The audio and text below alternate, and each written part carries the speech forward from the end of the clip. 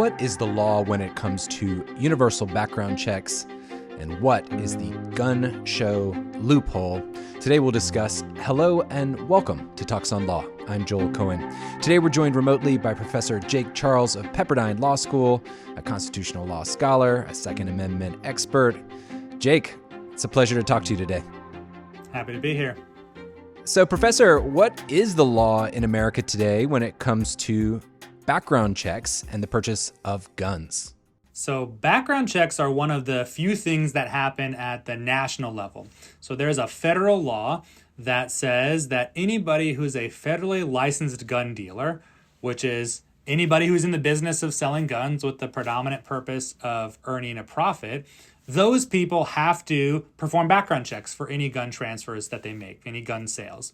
And so what that means is that if you want to buy a gun, and you want to go to a store like, say, Walmart's or Dick's Sporting Goods and buy a firearm, those places are going to have to run a background check. And that goes through a centralized database that the FBI runs. And what it does is it queries several different places and it checks to see if you have any disqualifying statuses. And those are mainly things like a felony conviction or past involuntary mental health commitment, dishonorable discharge from the military, or several other statuses. And if you don't, then the background check comes back clear and you're allowed to buy the weapon. So that's the kind of the general framework of the background check system. Is it's designed to make sure that those who are not legally entitled to possess guns can't go and get them from a federally licensed dealer.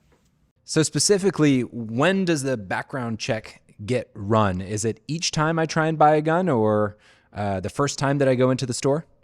So in general, you go through a background check anytime that you're going to buy a weapon from a federally licensed dealer. There are some places in which certain types of permits or licenses can mean you don't have to go through it each time again. But in general, every time you buy a gun from a gun store, you're going to have to go through a background check.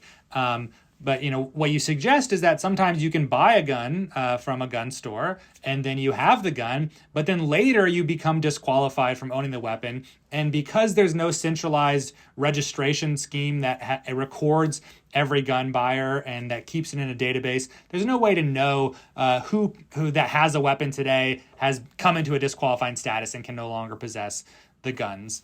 There are some places like California where there is a comprehensive registration scheme, in which case anybody who does become disqualified from possessing a gun can be tracked down and the gun can be confiscated from that person. I mentioned in the intro that there's quite a famous exception to the background check law. So what is the gun show loophole? Yeah, so that's the popular name of it. It's sort of a misnomer. What the gun show loophole refers to is the fact that only those people who are federally licensed dealers, who are gun dealers, gun stores, those are the only entities that are required to run a background check. So if you want to sell me a gun, you don't have to run a background check on me, unless a state has closed this so-called gun show loophole. It's called the gun show loophole because a lot of these unlicensed sales happen at gun shows. But that doesn't mean that every sale there is one that doesn't have to do a background check. So if you are a gun dealer and you have a license and you go to a gun store, you still have to run a background check before you sell a weapon. What it's referring to is this unlicensed market, so-called private sales between individuals that don't have a license. And those are perfectly legal in most of the United States. And under federal law, there's no requirement for somebody who's not a dealer to run a background check before they transfer a weapon. So if I'm on one of these lists that prohibits me from buying a gun at a place like Walmart, I can go to a gun show and no one's going to run a background check on me at all. That's right, unless there is a licensed dealer who has a stand at the gun show.